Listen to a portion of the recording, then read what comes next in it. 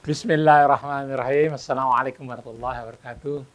Allahumma sholli ala sayyidina Muhammad wa ala sayyidina Muhammad.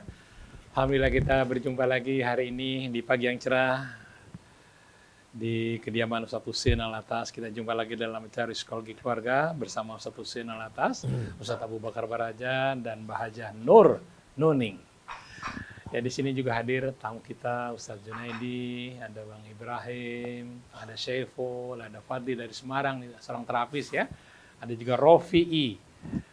Alhamdulillah membuat kita jadi semangat ya. Dan acara ini juga disiarkan oleh Radio Latansa Sukabumi, Radio Sela FM di Batam, Radio Habibullah di Banyuwangi, Radio Luciana Number 1 di Semarang, Radio Madinah di Pontianak, Radio Rasa di Sriwijaya di mana? Di Palembang, kemudian Radio Rasil Mercy di Yogyakarta, dan juga radio komunitas di Bondowoso. Baik, kasus yang masuk ke redaksi Rasil adalah tentang seorang istri yang mertuanya, ibu mertuanya mesra banget sama suaminya gitu. Jadi aneh aja ini. Bagaimana cara keluarnya? Yang satu lagi tentang seorang istri yang suaminya terlalu dekat dengan saudaranya. Oh, saudaranya melulu koning. Dia nggak begitu dekat sama istrinya, tapi sama saudaranya dekat. Ya, nanti uraian lengkapnya akan dibacakan oleh Mbah Hajah Nur Nuning. Assalamualaikum Ustadz Husein, Ustadz Abu Bakar, Mbak Nur. Kita mulai acara ini dengan membaca Al-Fatihah. أعوذ بالله من الشيطان الرجيم بسم الله الرحمن الرحيم الحمد لله رب العالمين الرحمن الرحيم مالك يوم الدين إياك نعبد وإياك نستعين اهدنا الصراط المستقيم صراط الذين أنعمت عليهم غير المغضوب عليهم ولا الضالين.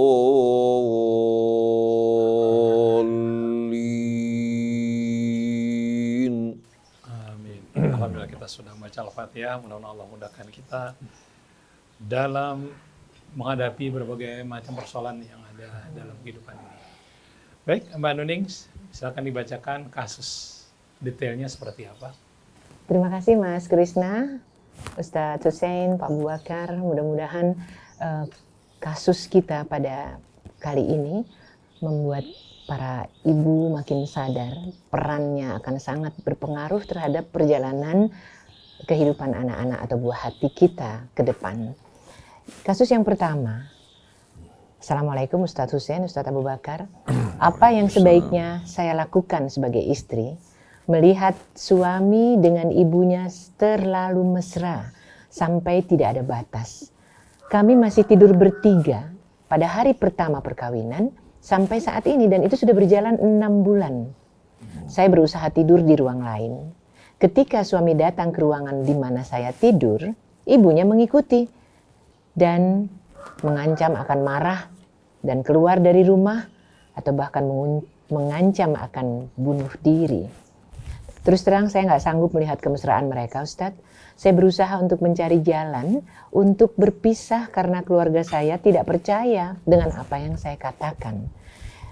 Sungguh Ustadz, ini benar. Bagaimana secara hukum kalau saya meminta cerai, Ustadz? Saya ingin mengajukan ke pengadilan tapi nggak tahu caranya. Terima kasih. Itu yang pertama. Kemudian kasus kedua. Assalamualaikum Ustadz. Apakah salah seorang istri meminta suami untuk mengerti kepada istrinya dibandingkan kepada saudara-saudaranya? Memang dia anak laki-laki satu-satunya. Tapi saya tidak kuat Ustadz kalau sampai di rumah juga dia masih menghubungi keluarganya. Di dalam kamar pun dia masih telepon sama adiknya, kakaknya. Kadang-kadang video call sama mereka. Saya dan anak-anak bisa dikatakan tidak mendapatkan perhatian. Maaf Ustadz, semoga Allah meridhoi kami Mohon petunjuknya. A'udzu billahi minasyaitonir rajim. Bismillahirrahmanirrahim. Ya Rabbana lakal hamdu wa lakal syukru kama yanbaghi li jalali wajhikal karim wa li 'azimi sultanik. Antal awwalu wal akhiru wal zahiru wal batinu wa anta bikulli syai'in alim. Khalaqtana fahadaitana waj'altana khalifatan fil ard wa arsalta rasulaka ilaina wa anzalta kitabaka waj'altahu hudan wa nuran wa shifaan wa rahmah.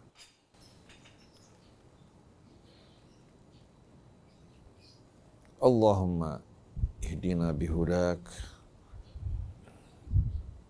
wa la taj'alna mimman asaka wa la tuwallina waliyan siwak wa thabbitna ya Rabbana ala al-haq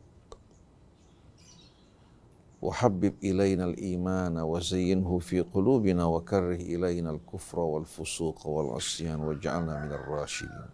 Salawatu Rabbi wa salamuhu ala abdika wa rasulika sayyidina wa nabiyyina Muhammadin wa alihi wa sahbihi wa sallim. Subhanaka la ilma lana illa ma 'allamtana innaka antal alimul hakim wa la haula wa la quwwata illa billahil aliyyil azim. Rabbana zidna ilman wa alhiqna bis salihin. Amma ba'du. Ikhwan, akhwat, pendengar, pemirsa Radio TV Silaturahim yang dirahmati Allah, Ustadz Abu Bakar Baraja yang menemani kita pada dialog keluarga pada pagi hari ini, Ustadz Muhammad Krisna, Ibu Hajjah Nur yang menambahkan suasana menjadi terang benderang. Begitu pula saudara kita Ibrahim Thalib, Ustadz Junaidi, Atep, beserta seluruh kru keluarga besar Rasil yang dirahmati Allah, begitu pula Rafi'i dan tamu kita bersama beliau. Assalamullahi alaikum jami'an wa rahmatullahi wa barakatuh.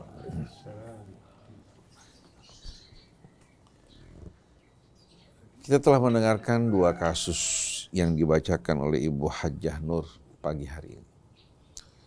Pertama berkaitan dengan seorang suami yang hidup bersama istrinya tapi masih tidak berpisah dari sang ibu. Dari mulai malam pertama ibu mendampingi anak laki-lakinya di malam pertama bersama istrinya. Dan kasus ini berlangsung selama kurang lebih 6 bulan.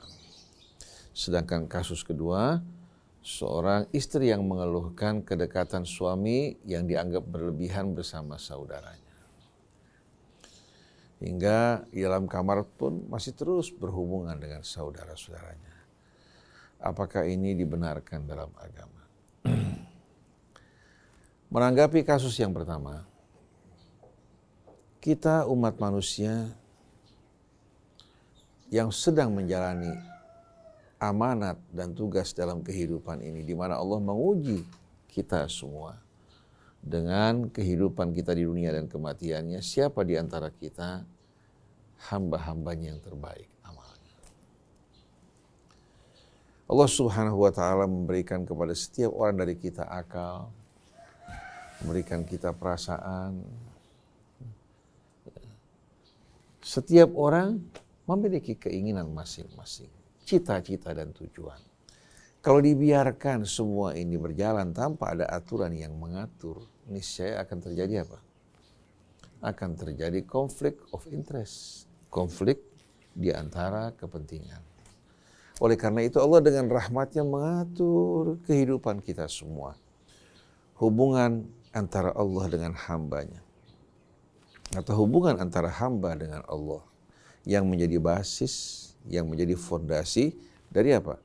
Dari kehidupan kita semua. Di mana apabila kita membangun kehidupan kita di atas fondasi keimanan kepada Allah yang maha tahu, yang maha bijaksana, yang maha pengasih lagi maha penyayang, juga keimanan kepada hari akhir yang kelak akan mengundang kita untuk mempertanggungjawabkan amal kita. Beriman kepada kitab yang Allah turunkan, yang dibawa oleh Rasulnya kepada kita, yang dijadikan sebagai pedoman dan aturan bagi kita semua.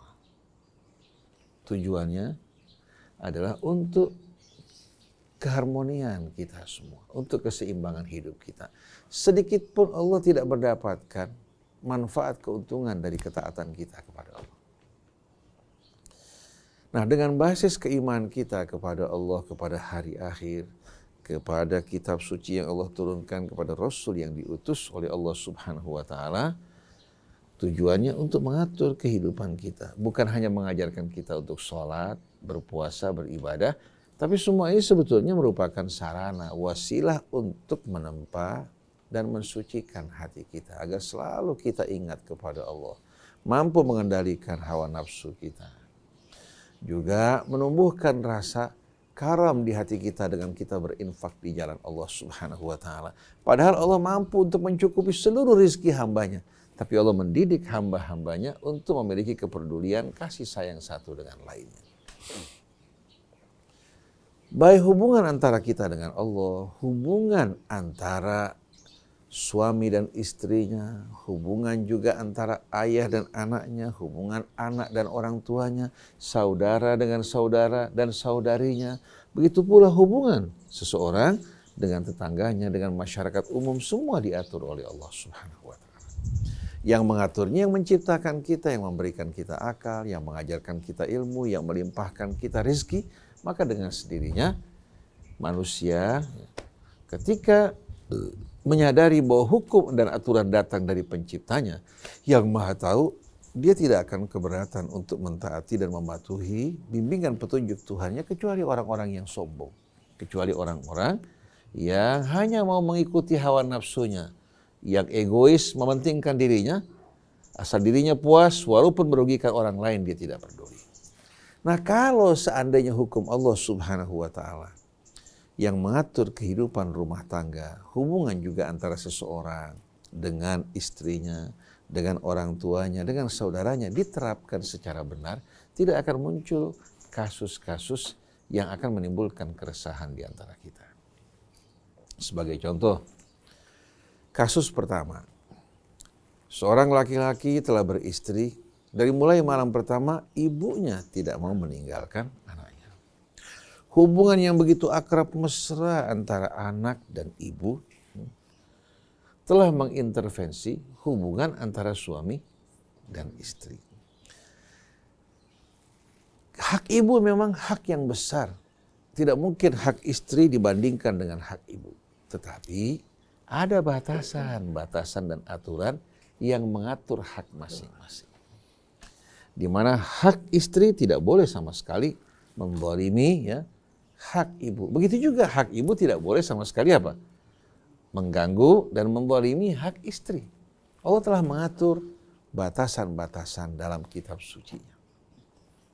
Allah perintahkan anak-anaknya untuk betul-betul bersikap baik dan mulia pada ayah ibunya, terutama sekali ibunya yang mengandung dengan susah payah, melahirkan juga dalam keadaan yang berat dan susah payah, bahkan nyawanya pun terancam. Lalu Allah mengajarkan doa agar berdoa untuk ayah ibunya atas kebaikan-kebaikan yang mereka lakukan. Dan Allah tidak akan ridho dari seorang hamba yang katakan hidupnya berbuat kebaikan di tengah-tengah kehidupan dunia ini, tapi durhaka terhadap ayah ibunya, walaupun ayah ibunya orang-orang yang tidak beriman. Tetap Allah perintahkan kita mensyukuri kebaikan ayah ibu kita, tapi tidak mentaati mereka pada apa-apa yang salah. Nah, berkaitan dengan hak ibu, anak wajib untuk berbakti, bersikap mulia, menghormati ibunya, memperhatikan juga kebutuhan-kebutuhannya, tidak menentang pada apa-apa yang diperintahkan selagi tidak bertentangan dengan apa yang dilarang oleh Allah Subhanahu wa taala. Kemudian Allah juga memberikan hak istri, di mana Allah perintahkan kaum laki-laki untuk menggauli istrinya dengan baik. Wa ashiruhunna bil ma'ruf, gauli mereka dengan cara yang ma'ruf. Kemudian ada batasan pemisah antara kewajiban bersikap baik pada ibu dengan sikap baik terhadap istri. Di mana apa? Di mana ada privasi rumah tangga antara suami dan istri, walaupun ibu tidak dapat menyaksikannya. Contohnya di saat suami istri berkumpul, walaupun ibu merupakan apa? Wanita yang menjadi mahram bagi laki-laki, tapi tidak diperkenankan. Untuk apa? Untuk terlibat dalam hal-hal yang berhubungan dengan suami istri. Dan suami wajib memperlakukan istri dengan mulia, tapi tidak dengan menyakiti ibunya pada apa-apa yang menjadi haknya. Oleh karena itu ibunya harus menyadari bahwa apa yang dilakukan ini merupakan kesalahan. Merupakan hal yang tidak benar. Dia memiliki hak yang amat besar terhadap anak laki-lakinya, bahkan lebih besar daripada hak istrinya. Tapi menyangkut privasi rumah tangga. Dalam hal ini, ibunya melakukan kesalahan. Jadi pertama-tama si ibu harus menyadari bahwa dia melakukan kesalahan dalam hal ini. Kemudian ada orang yang bisa mengarahkan ibunya. Bahwa ibu dalam hal ini melakukan perbuatan yang tidak benar. Melanggar syariat Allah Subhanahu wa ta'ala. Di saat suami bersama istrinya berdua bukan berarti dia berpaling dari ibu. Bukan berarti berpaling. Begitu juga apabila seorang anak laki-laki dekat dengan ibunya dan ayahnya atau saudaranya, bukan berarti dia berpaling pada istrinya. Tapi ada hak-hak yang mesti dipenuhi oleh setiap orang. Ada hak ayah ibu, ada hak istri, ada hak anak, ada hak saudara. Tapi jangan sampai hak-hak saudara juga apa? Membolimi hak dari istri maupun anaknya. Jadi Rasulullah katakan wa'ati kulladzi haqqin haqqahu, berikan setiap orang yang berhak haknya, tapi tanpa membolimi yang lain. Oleh karena itu, seorang anak yang bersikap baik mulia pada istri anaknya, tapi dia zalimi sakiti ibunya, ini berarti orang-orang yang tidak tahu menempatkan diri. Begitu juga di saat dia berdekat, begitu dekat dengan ibunya, tapi kedekatannya mengganggu hak privasi suami istri, sampai ibu bersama-sama suami, baik di satu ranjang maupun di satu kamar. Nah, bagaimana suami istri dapat melakukan hubungan? Dapat juga apa? Menceritakan apa-apa yang menjadi apa? Yang menjadi isi hatinya, yang tidak menyangkut hak-hak ibunya. Jadi betul-betul kita harus mengikuti aturan dan petunjuk Allah Subhanahu wa ta'ala. Walaupun ibu menjadi mahram bagi anak laki-lakinya, tapi tidak diperkenankan bagi ibu untuk menyaksikan, mengikuti ya, berlangsungnya hubungan antara suami dan istri. Si istri memiliki rahasia, suami juga memiliki rahasia antara mereka berdua, di mana kalau ibu terus mengikuti dalam hal ini, akhirnya timbul hal-hal seperti yang kita saksikan pada saat ini. Begitu juga pada kasus kedua. Seorang laki-laki ya, di samping punya kewajiban pada anaknya, pada istrinya, dia punya kewajiban juga pada saudaranya, apalagi di saat saudara-saudaranya dalam keadaan lemah. Oleh karena itu istri tidak boleh cemburuan. Kalau suaminya baik pada ayahnya, pada ibunya memberikan nafkah, baik pada saudara-saudaranya, memperhatikan mereka-mereka yang butuh. Tanpa membolimi hak istri maupun anak, hak istri diberikan, hak anak juga diberikan, mendapatkan perhatian, kecintaan dan kemuliaan. Seharusnya istri bangga punya suami seperti ini. Suami saya ini ya, suami yang bertanggung jawab. Jangan sekali-kali istri cemburu karena suaminya memberikan katakan bantuan bagi saudaranya. Dia berikan rumah, dia berikan juga usaha, maju. Lalu istri sama anak mengatakan, kok saya nggak dapat perhatian.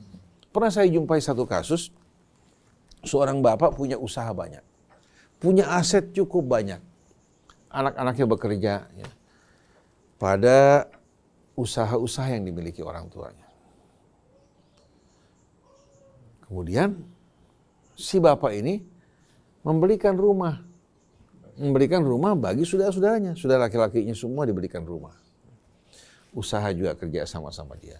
Yang perempuan juga diberikan rumah. Kalau anaknya mau menikah, ya, juga apa? Diberikan bantuan. Pendidikan ponakan-ponakannya pun juga dibantu. Lalu anak-anaknya cemburu. Anaknya tanya sama abahnya. Begitu juga istrinya. Bah, istri mengatakan, Kak, kami lihat bahwa kamu tuh lebih perhatian pada saudara-saudara kamu, saudari kamu, yang tidak kamu berikan untuk kami. Si ayah bilang apa? Saya ingin tanya pada kalian, di saat saya meninggal, harta ini semua kemana perginya? Harta yang begitu banyak, tidak akan pergi ke saudara, saudara ayah, perginya kepada kalian semua. Kebutuhan kalian alhamdulillah tercukupi. Ya.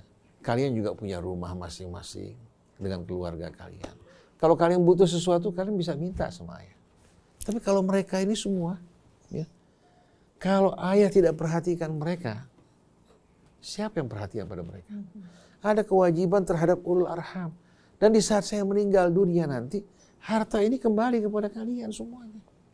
Jadi kalian harus maklumi bahwasannya ayah melakukan hal ini karena ini merupakan kewajiban terhadap arham. Sedangkan kalian kan dalam rumah. Kalian butuh sesuatu, kalian bisa minta sama ayah. Kalian masing-masing juga sudah punya rumah. Tapi mereka semuanya. Bukan berarti ayah lebih perhatian terhadap mereka. Tapi apa? Tapi pada saat ayah masih hidup, bisa membantu mereka, membantu. Apakah kalau saya meninggal dunia, kalian akan peduli terhadap mereka? Jadi kita lihat, ya, bukan berarti seorang laki-laki tidak peduli pada istri maupun anak. Yakin dia pada anaknya pasti lebih apa? Lebih cinta. Sama istrinya pun dia cinta. Cuma karena terlalu dekat, ya, sering bergesekan, berasa enggak? Laki-laki kalau sudah sering bergesekan dengan istri kan biasa. Coba bergesekan dengan wanita baru. Lain enggak? Ya. Jadi karena terlalu dekat, sampai mereka tidak merasakan lagi, apa? Merasakan kedekatan yang begitu dekat di antara mereka. Kathratul ihtikak tuzilul ihsas. Sering bergesekan menimbulkan hilangnya rasa. Menghilangkan apa? Padahal kita begitu dekat satu sama lain, ya. Walaupun tidak menggunakan bahasa rayuan yang begitu indah, tapi kedekatan itu luar biasa. Betul tidak? Jadi kalau seorang laki-laki perhatian pada saudaranya, penuh dengan tanggung jawab terhadap mereka, istri jangan cemburu. Karena ini betul-betul akan membuka pintu rahmat bagi suaminya. Asal istri dan anak, hak-hak mereka tidak diabaikan.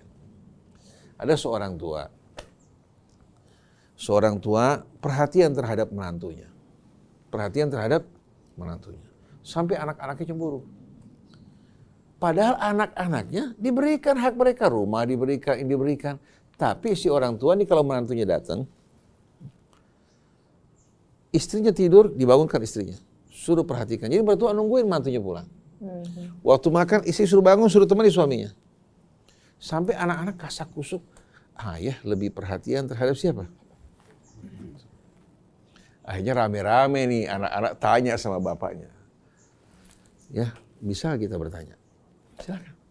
Kenapa kok ayah lebih perhatian, peduli terhadap apa? Menantu daripada kita? Kita kan anak kandung.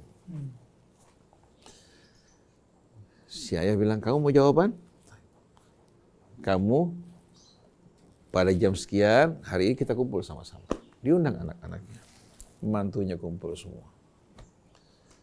Lalu dia bilang sama anak perempuannya, nanti kamu waktu, ya, menyuguhkan kopi, ya, kamu jatuhkan pakaian bawahanmu. Tapi kamu pakai celana panjang. Akhirnya si anak perempuan ikut. Nggak tahu rahasianya apa kan? Nah waktu saudara-saudaranya kumpul semua, ya, si mantu yang laki-laki ini, ya, bersama mereka, si perempuan waktu menyuguhkan kopi untuk ayahnya, pakaian bawahnya sengaja terlepas. Saudara-saudaranya sama ayahnya malingkan muka semua, yang buru-buru merapikan pakaiannya siapa? Mantunya. Akhirnya selesai semua, bubar, dipanggil anak-anaknya. Kalian paham apa tidak? Dia bilang belum paham. Kalau aurat saudara perempuan kalian tersingkap, siapa yang menutupi? Saya, kamu apa suaminya? Suaminya. Saya berbuat baik pada suaminya supaya dia jaga istrinya dan kehormatannya. Kalau saya perlakukan dia mulia, dia perlakukan juga anak perempuan kita dengan mulia. Jadi kadang-kadang orang melihat sesuatu secara parsial, tidak melihat makna di balik semua ini. Jadi hendaknya jangan seorang wanita cemburu kalau melihat seorang anak suaminya begitu peduli terhadap ibunya, berikan nafkah, ibunya minta apa saja diberikan, saudaranya juga diberikan.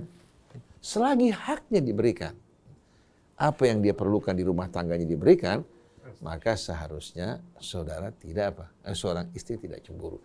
Dia harus bersyukur pada Allah, alhamdulillah yang telah menjadikan suami saya berbakti pada ibunya, tanggung jawab pada saudaranya. Ini amal-amal soleh dan kehidupan dunia sebentar lagi bakal kita tinggalkan. Kalau kita memiliki segala-galanya, apa kita akan bahagia? Belum tentu. Tapi kebahagiaan itu pada saat kita berbuat kebaikan. Orang yang dekat dengan kita memahami tujuan dari kebaikan kita semata-mata karena Allah Subhanahu wa taala. Jadi bagi istri kalau melihat suaminya bersikap baik pada saudara-saudaranya, seharusnya tidak keberatan. Kalau ada yang berlebihan, ingatkan. Kamu baik sama saudara kamu, kita dukung semua, kita bahagia kamu jadi orang yang peduli terhadap arham kamu. Tapi kalau sudah di kamar, jangan video callan. Kita kan di kamar sama-sama semuanya. Minta kalau bisa di kamar menjadi privasi mereka. Nah di luar mau berhubungan dengan saudara-saudaranya, kecuali kalau ada keadaan darurat. Kalau ada keadaan darurat di mana dia perlu dihubungkan, lain masalahnya. Tapi minta kalau bisa istri ada privasi di antara mereka. Jangankan saudara, ibu saja seperti yang saya bilang tadi nggak bisa intervensi. Nggak bisa intervensi dalam hal tersebut. Nah, anak laki-laki di saat melihat ibunya seperti ini, yang tidak mau berpisah daripadanya, perlu kalau dia tahu bahwa ini salah, ibunya diberikan pandangan, bukan kita lupa atau kita mabuk kepayan karena istri lupa sama ibu. Tapi ini merupakan ketentuan Allah Ta'ala. Kalau perlu mengundang orang-orang yang berilmu untuk memberikan nasihat yang baik buat mereka. Jadi kalau bisa jangan mengambil keputusan untuk bercerai dulu. Tapi upayakan kalau saudari bisa memberikan masukan yang baik hingga mereka melakukan perubahan, berarti Anda memiliki andil yang besar. Kalau sudah tidak bisa diperbaiki sama sekali, baru Anda mengajukan gugatan. Jadi jangan mengajukan gugatan dulu sebelum Sebelum Anda berupaya untuk melakukan perbaikan. Karena tindakan ibu ini salah. Mungkin dia nggak tahu bahwa ini satu perbuatan yang salah. Nah si laki-laki juga anak salah, mungkin dia tidak tahu perbuatannya. Minta pada orang yang tahu untuk memberikan nasihat, kalau perlu ini menjadi rahasia dulu, menjadi domain Domain pribadi Kalau sudah tidak bisa, baru kita mengajukan permohonan untuk berpisah.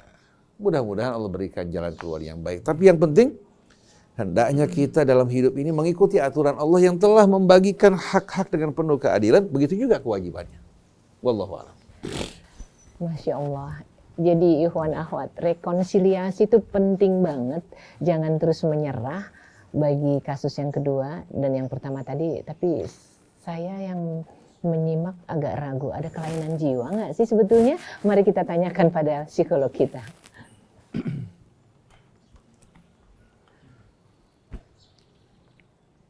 Bismillahirrahmanirrahim.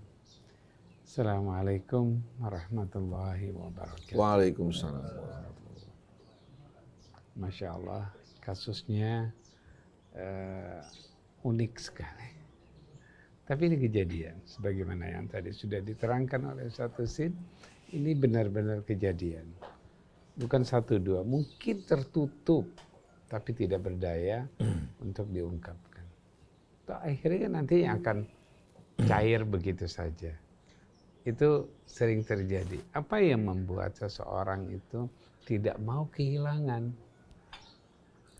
Apa sih yang menyebabkan sang ibu tidak ingin melepaskan anaknya? Begitu juga saudara-saudaranya. Apa yang membuat saudara-saudaranya masih terus memperhatikan? Ya, kalau kita perhatikan bahwa sebagaimana yang kita ketahui, insya Allah Quran itu menjelaskan dengan gamblang bahwa selama 2 tahun anak itu bersama dengan ibunya, tidak lepas. Selama 2 tahun disusui bersama. Di saat itu ada sesuatu yang disifat dengan kelekatan, kenyamanan, kesejukan. Dan selama 2 tahun akan menjadi nikmat, menjadi kenyamanan. Disitulah dia sudah lepas. Maka setelah 2 tahun, anak itu harus dipisah. Kalau dia menyusui harus disapi. Kalau dia 2 tahun harus dipisah tidurnya. Sampai seperti itu.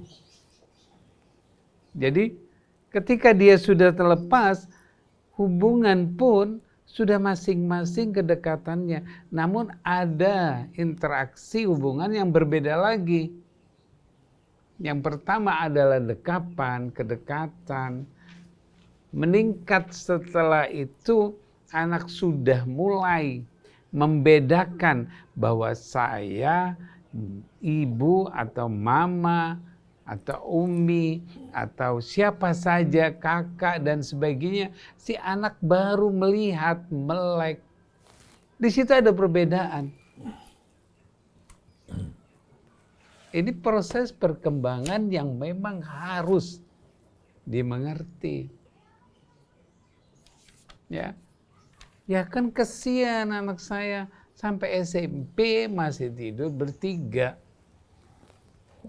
Ayahnya, mamanya sampai anaknya. Ini juga akan mempengaruhi. Ya. Begitu juga ada proses yang namanya kelekatan. Ya. Apa yang menjadikan perhatian over atau berlebihan akan mengikat dirinya dan tidak pernah merasakan. Jadi ketika kita memperhatikan anak kita berlebihan, maka si anak itu nggak pernah merasakan perhatian tersebut. Kehilangan perhatian kita sebutnya. Sehingga dia tidak akan pernah mau melepas bersama dengan ibunya. Karena dia tidak dapat perhatian itu, dia hanya berlebihan perhatiannya sehingga dia nggak tahu bahwa dia diperhatikan. Maka dia mencari terus kepada ibunya. Nggak mau kehilangan ibunya. Karena over. Kalau dia yang tidak mendapatkan perhatian, dia akan cari perhatian ke orang lain, ke siapa saja, dia akan terus menderabas. Sehingga mereka yang kekurangan perhatian, ya, dapat perhatian sedikit dari orang lain, dia akan mendekat. Tapi yang lebih berlebihan, dia takut kehilangan dari orang tuanya. Begitu juga yang lebih memperhatikannya, sang ibu yang berlebihan memperhatikannya, dia takut kehilangan. Dia akan ketakutan kehilangan. Ini yang mengikat keduanya sehingga dia tidak pernah lagi tergambarkan bahwa ini anak saya sudah besar, anak saya sudah tua, anak saya sudah tidak pernah terpikir lagi. Karena terlalu over, berlebihan dalam proses kelekatannya, maka yang terjadi. Seperti yang tadi sudah digariskan, bahwa ada hak, ada ketentuan, ada satu perilaku secara pribadi dirinya, begitu juga kepada orang lain. Baik. Jadi ketika dia sudah mulai berkembang dengan dirinya, dia mulai membedakan sehingga dia tahu kapan dia harus melakukan sesuatu. Informasi orang tuanya, kamu seorang laki-laki, kamu anak perempuan, kamu. Nah, meleknya dia di usia itu meyakinkan bahwa saya laki-laki, ini mama. Berbagai macam pendapat teori yang merusak tatanan Al-Quran. yang merusak taatan Al-Quran ini? Berbagai macam. Memperkenalkan diri, berbagai macam pembahasannya banyak. Jadi kita bisa perhatikan bahwa ketika anak sudah lepas dari 2 tahun, itu diajarkan juga, insya Allah, ketika dia mau masuk ke rumah, ajarkan dia untuk mengetok pintu, bukan langsung gerak. Bagaimana mengajarkannya? Ketika dia ada di ruangan lain 2 tahun sudah dipisahkan, kita ketok pintunya. Kalau kita mau masuk. Dari 2 tahun saja kita sudah memberikan pembelajaran bahwa ada privasi masing-masing. Kalau ini tertanam, insya Allah kejadian ini tidak akan pernah ada. Insya Allah kejadian ini tidak akan pernah ada. Karena kita lupa, kita hanya melihat film, nggak apa-apa, nggak masalah. Lihat film itu kan nggak ada persoalan, biasa saja, relax saja, nggak apa-apa. Nggak seperti itu. Aturan itu jelas, nyaman, kenyamanan, kesejukan ada pada proses aturan. Siapa pencipta kita, dia membuat aturannya dan kita laksanakan, pasti kita akan tenang dan nyaman. Nggak ada kasus, nggak ada masalah. Kalau kita melaksanakannya. Tapi kalau kita nggak mau melaksanakannya, ya terima kasus ini. Nah, bagaimana dengan seorang istri yang sudah terlanjur berhadapan dengan kondisi yang seperti ini? Perhatikan.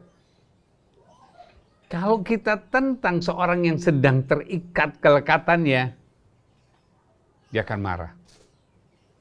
Dia akan melawan. Dirinya akan dikorbankan ketika kelekatannya dilepas. Contoh yang sederhana. Seorang ibu yang 2 tahun menyusui, ya, ketika dia dilepas, itu si ibu gelisah, sakit badannya. Bukan anak aja ya? Bukan anak saja yang seperti, ini kesurupan. Sering dapatkan anak-anak yang dilepas 2 tahun menyusuinya, dia sering gini, ngeliatin ke sana kemari, padahal dia sedang kehilangan. Nah, oleh karena itu, seorang istri yang seperti ini, jangan paksakan untuk langsung dipisah. Mulai pasang strategi. Apa sih yang membuat ibunya itu tidak mau kehilangan anak laki-lakinya? Apa yang terjadi pada dia? Ada rasa kenyamanan. Ambil rasa kenyamanan si ibu untuk dirimu sebagai seorang istri. Buat si ibu itu tidak lagi terpikir ke suaminya, tapi mikirin dia. Bagaimana? Belum dia mempunyai kebutuhan apa-apa, berikan. Baru dia mau bangun, ambil tangannya untuk diangkat, dituntun. Ambil kelekatan ini. Jadi beli hatinya gitu ya. Beli hati si ibu. Ambil. Jadi bisa dibagi, diambil perhatian kita. Kita fokuskan. Ini kejadian yang benar terjadi pada anak, bukan pada. Jadi ketika kita mampu mengambil, si ibu akan merasakan, dia akan berpindah. Ini anakku, aku nggak mau kehilangan mantu. Kalau si mantu itu berlebihan pada ibunya, ibu nggak akan mantu biar suaminya lagi dolimi istrinya. Si anak bakal dimarah-marahin. Karena si mantu sudah melekat kepada dirinya. Nah ini, jangan kita langsung mengambil alih dengan, nggak mau nih aku diginikan. Aku baru menikah, aku lagi senang-senang, Tidak, ambil dia. Nanti kalau sudah diambil, si ibu akan perhatikan ini. Perhatian dia kepada anaknya akan berkurang. Itu sudah pasti. Ketika beban seseorang diambil sedikit demi sedikit, dia akan jalannya enak, ringan. Ketika si ibu dengan perhatiannya, ketakutannya, kebingungannya terhadap anak laki itu diambil, dipindahkan ke dalam diri seorang istri atau mantu, maka perhatian dia terhadap anak akan lepaskan. Begitu juga dengan kasus yang kedua.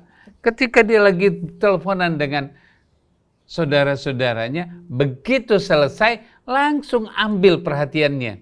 Aku ada di sini. Aku ada di sini.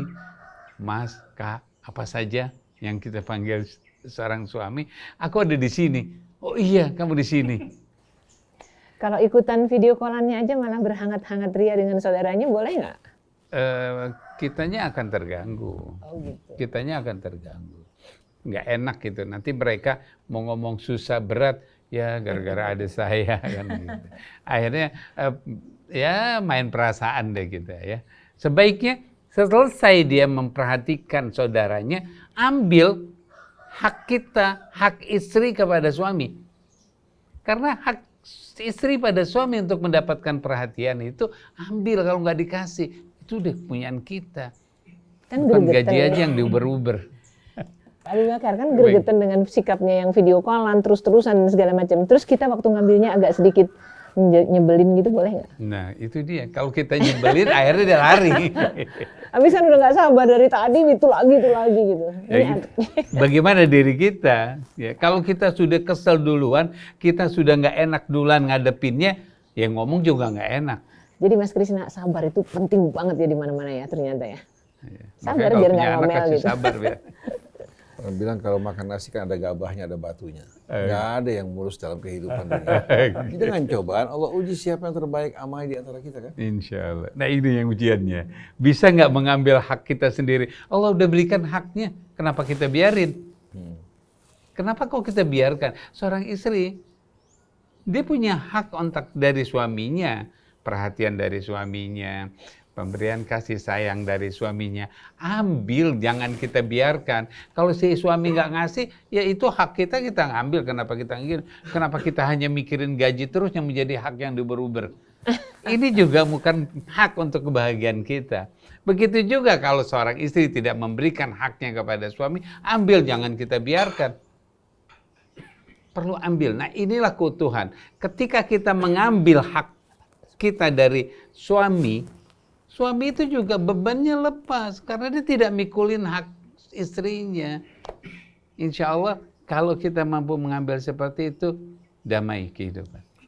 Insya Allah. Ke masalah yang pertama tadi, apakah seorang ibu yang sudah sampai 6 bulan tetap, bahkan ketika anaknya di kamar lain pun tetap mau masuk dan mengancam akan bunuh diri tadi, tidak ada gangguan apa gitu? Memang itu sebuah gangguan pasti. Itu merupakan gangguan dari salah apa? Dari salah jalan yang tidak mengikuti petunjuk Allah Subhanahu Wa Taala. Betul.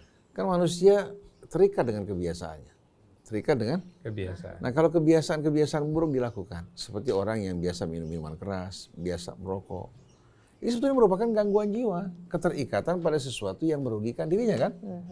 Begitu juga orang terbiasa berzina, terbiasa berjudi. Ini gangguan jiwa bukan? Gangguan jiwa. Begitu juga wanita kalau berlebihan cemburuannya. Bukan cemburu, tapi cemburuan. Berlebih-lebihan. Itu juga merupakan gangguan jiwa.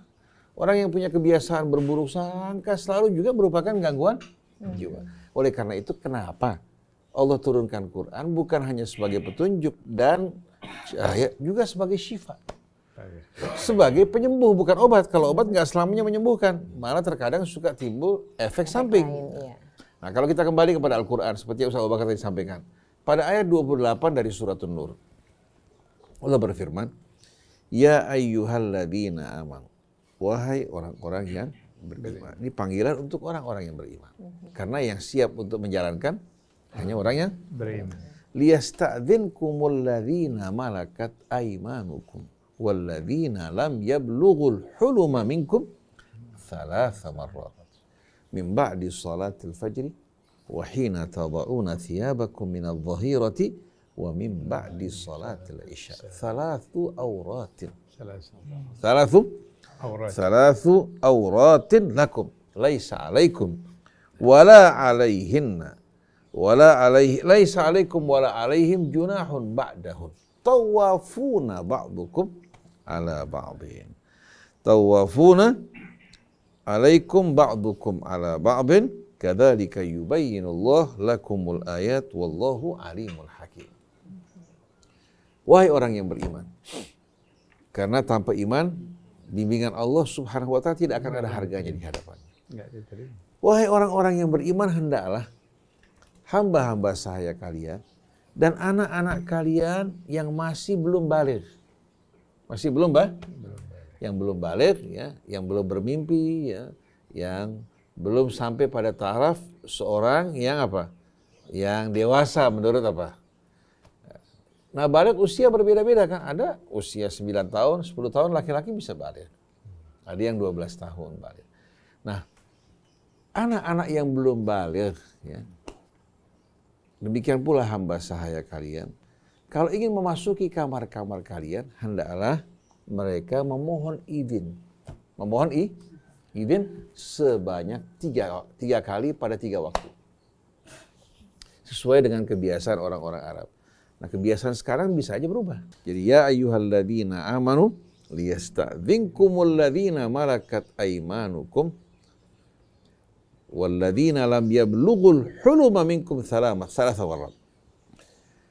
Wahai orang yang beriman, hendaknya hamba-hamba sahaya kalian dan anak-anak kalian yang belum baligh ya, di saat memasuki ruangan kalian, hendaklah mereka memohon izin terlebih dahulu. Pada 3 waktu. Yang pertama, min qabli salatil fajr.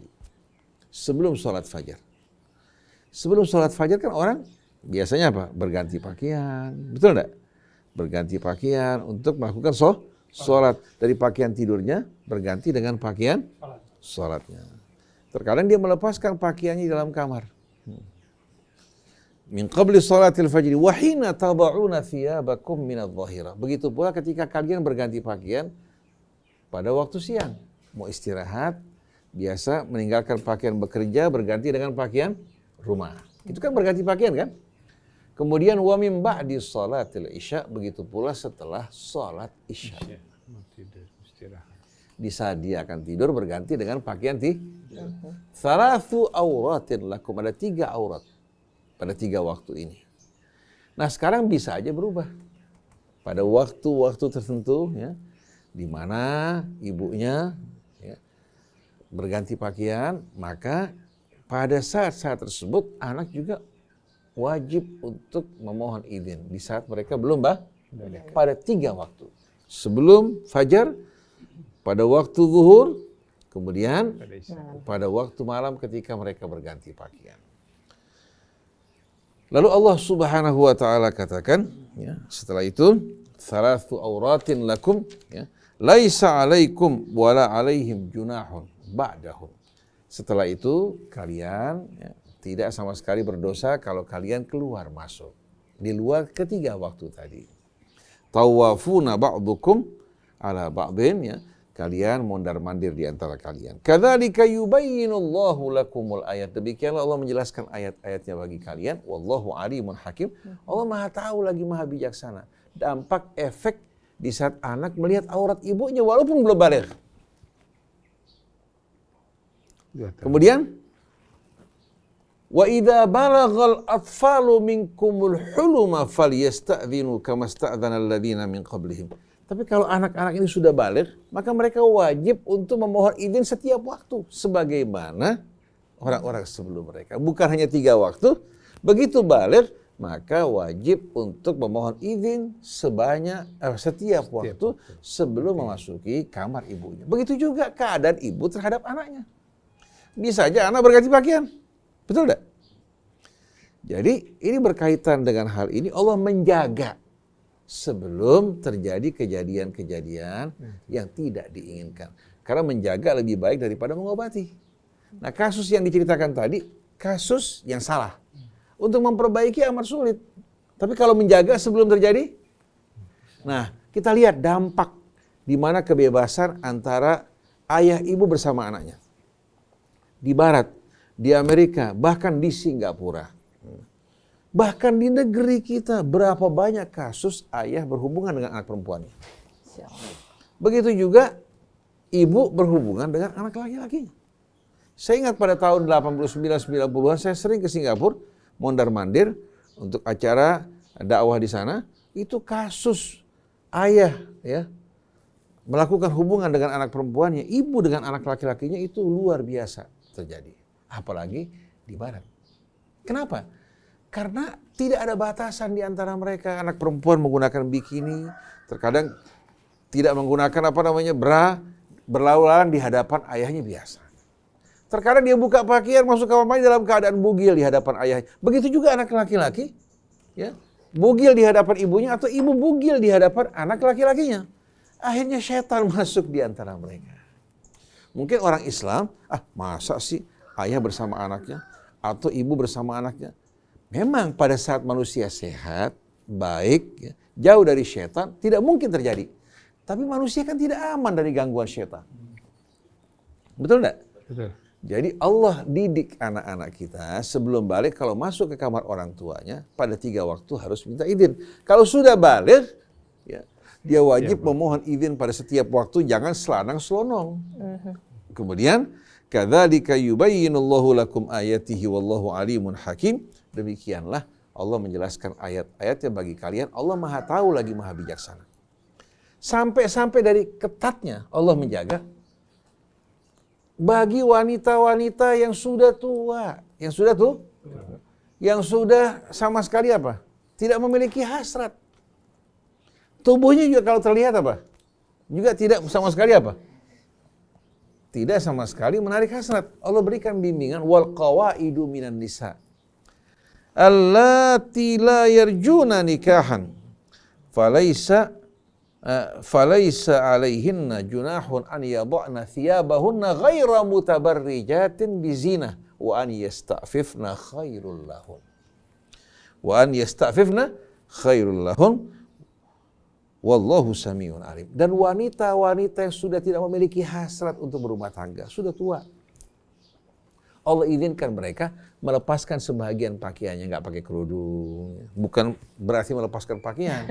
Pakaian-pakaian luarnya yang biasa dipakai ya, oleh wanita-wanita muda untuk menutupi lekuk tubuhnya, boleh dilepaskan. Tapi kalau mereka menjaga ya, iffah mereka, keapikan mereka, dengan menutupi tubuh mereka secara baik, itu akan lebih baik bagi mereka. Ini wanita yang sudah nenek-nenek. Karena kalau nenek-nenek tua, ya, dia pakai selek, kemudian pakai baju kaos kutang, kelihatan tubuhnya kan nggak bagus. Keriput. Bukan hanya itu, menimbulkan kesan yang tidak baik, negatif. Tapi kalau dia jaga kehormatannya, seperti wanita-wanita tua, menutupi pakaian dengan baik di hadapan tamu, menggunakan mukena rapi, anggun. Betul nggak? Rahmat Allah juga akan turun. Tapi kalau mereka di rumah, ya, mereka boleh meninggalkan sebagian pakaian mereka kerudung atau pakaian luar yang biasa dipakai untuk menutupi lekuk-lekuk tubuh dengan pakaian yang sopan, diizinkan oleh Allah. Kenapa sampai semuanya terjadi? Walaupun nggak masuk di akal anak muda sama nenek-nenek, Allah selalu menjaga. Karena terbukti saya ingat pada tahun 80-an kalau tidak salah di Tanah Abang, kejadian seorang nenek-nenek bergaul dengan anak muda. Nenek-neneknya rupanya mengalami gangguan juga, ya.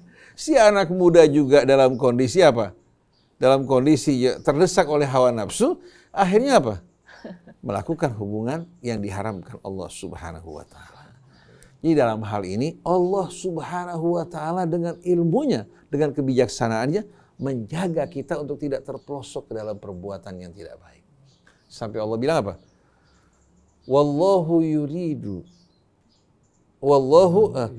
yuridullah liyubayyina lakum wa yahdiyakum sunanal ladzina min qablikum. Sesungguhnya Allah ingin memberikan hidayah bagi kalian dan menjelaskan pada kalian contoh-contoh mulia dari orang sebelum kalian. Begitu juga wallahu yuridu an yatuba alaikum wa yuridul ladzina yattabi'una syahawat an tamilu mailan 'azima. Allah ingin menerima taubat kalian dari kesalahan kalian. Tapi orang-orang yang mengikuti hawa nafsu, ingin kalian ini hanyut bersama mereka. Coba lihat film-film. Ya. Film-film yang ditayangkan pada saat ini dengan pornografinya. Mengajak kita untuk terjerumus, terpelosok seperti kehidupan mereka. Wanita-wanita yang tidak baik, yang berakhlak buruk, yang menampakkan hiasan tubuhnya, mendapatkan nama artis. Bahkan mendapatkan penghargaan lagi. Coba lihat. Sedangkan wanita baik-baik dicemoohkan. Tapi wanita-wanita yang perilakunya seperti ini, bahkan wal'iyadzubillah yang tidak sama sekali menjaga tubuhnya dari jamahan laki-laki, mendapatkan nama-nama yang indah, artis. Kemudian mendapatkan juga apa? Hadiah Oscarnya, hadiah ininya, hadiah itunya. Ini semua merupakan tipu daya syaitan. Tipu daya syaitan. Nah, Allah justru ingin membimbing kita menuju kehidupan yang penuh kebersihan, kesucian. Jadi, apa yang dilakukan ibu, ya, kumpul bersama anaknya, apalagi dari mulai malam pertama, ini sebuah kesalahan dan dosa. Oleh karena itu, wajib ibunya diingatkan. Nah, kalau istri kan nggak mungkin bicara sama orang tua yang seperti ini. Minta orang yang tahu untuk mengingatkan. Kalau bisa dari keluarganya. Dari keluarga pihak apa? Pihak ibu yang memberikan nasihat, masukan. Kemudian kepada laki-laki juga, kamu sebagai anak laki-laki, kamu tahu hukum Allah bagaimana. Saya khawatir, saya wajib mengingatkan. Kalau seandainya kalian tidak terima juga, ya berarti saya di sini tidak dapat hidup ya, dalam keadaan seperti ini yang tidak sesuai dengan aturan Allah Ta'ala. Saya memilih untuk mengundurkan diri. Saya berharap kalian mendapatkan hidayah dari Allah dan taubat. Tapi setelah diupayakan dulu. Setelah diupayakan melakukan perbaikan. Jadi kita lihat terjadinya penyimpangan-penyimpangan dalam kehidupan masyarakat akibat dari salah apa? Salah kaprah. Manusia tidak menghargai hukum Allah. Mau dirawat sama Rabbul Alamin, tapi menolak. Padahal dalam sholat membaca Alhamdulillahi Rabbil Alamin, segala puji bagi Allah, Rabbil Alamin, Tuhan pengasuh semesta alam kan? Tapi waktu mau diatur, dibimbing oleh Allah, menolak. Akhirnya terjerumus dalam persoalan. Setelah itu takdir Allah yang disalahkan. Padahal sampeyan yang salah. Sampeyan yang tidak nurut, yang tidak manut. Kok Allah yang disalahkan? Betul enggak? Betul. Jadi kita harapkan mudah-mudahan bagi ibu ya, dan suami yang melakukan kesalahan seperti ini bisa melakukan perbaikan. Karena saya pernah mengalami kasus seorang perempuan. Bukan kasus ini. Seorang perempuan baik-baik. Saya menikahkan bahkan. Kebetulan keluarga si laki-laki ini punya usaha pendidikan. Setelah nikah, si laki-laki kerjaannya apa? Karena merasa sudah ada penghasilan, kerjaannya cuma nonton bola, kemudian dekat sama ibunya secara berlebihan. Apa-apa aja ibu, apa-apa aja ibu. Jadi nggak bisa jadi laki-laki yang menjaga keseimbangan. Menjalankan haknya sebagai anak berbakti pada ibunya, kemudian sebagai seorang laki-laki pada istrinya. Akhirnya terjadi konflik of interest, baru berapa bulan cerai. Padahal wanitanya baik-baik dan salihah. Nah di sini kita lihat ini anak laki-laki belum layak menjadi suami. Belum layak menjadi suami, masih di TK, taman kanak-kanak. Seharusnya mendapatkan pendidikan yang baik. Kalau laki-laki seperti ini dibiarkan menikah, dia akan merusak rumah tangganya. Jadi harus diberikan pendidikan, penjelasan terlebih dahulu. Insya Allah mudah-mudahan kasus ini bisa keluar, terselesaikan dengan cara yang baik. Wallahu a'lam. Kita masih ada waktu 1-2 menit, bisa ditambahkan Ustadz Abu Bakar? Karena terus terang, kalau sudah sampai ilfil, repot nih. Baik, insya Allah apa yang tadi sudah dijelaskan oleh Ustadz Husin, begitu gamblangnya, dan kita mampu memperhatikan, tidak perlu kita memang untuk melakukan pengobatan itu sangat sulit. Mulailah kita dari dini. Ya, kalau sudah menjadi penyakit atau gangguan, itu biasanya perbaikannya lumayan. Air masih ada kurang sedikit. Tapi dari awal lah. Maka bagaimana kita mempertahankan diri kita sesuai dengan aturannya Allah? Oleh karena itu, fokuskan dengan kehidupan kita. Jangan sampai terjadi sesuatu yang membuat kita terhambat. Gangguan, penyakit, karena kita ada hambatan. Penyakit fisik saja, ketika ada terhambat sedikit, semua akan terjadi. Darah yang tadinya nggak lancar akan mengganggu semua, karena ada hambatan.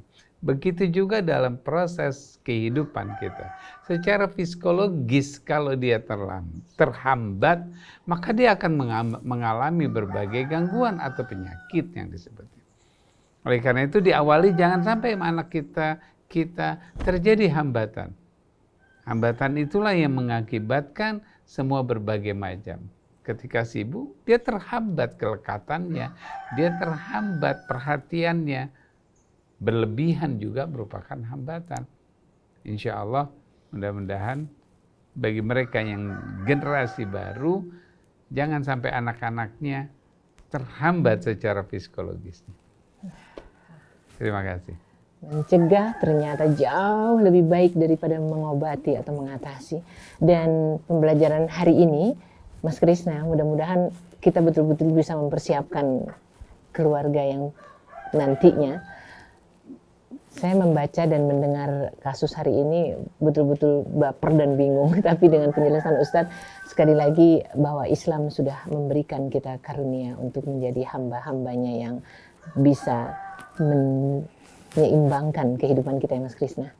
Mudah-mudahan bisa terus ya Mas Krishna. Ya, betapa indahnya Islam dengan Al-Qurannya, semuanya sudah diatur agar kita hidup sehat, sejahtera, dan sesuai dengan keridhaan Allah. Baik, terima kasih Ustaz Hussein, Ustaz Abu Bakar, Mbak Nuning. Kita akan jumpa lagi pada pekan depan. Saya Muhammad Krishna, kemudian juga Atef, kemudian siapa lagi? Yusuf Subangkit, kemudian juga ada Anis Mualim dan Fahri. Mohon pamit, wabillahi taufik wal hidayah. Wassalamualaikum warahmatullahi wabarakatuh. Waalaikumsalam. Assalamualaikum.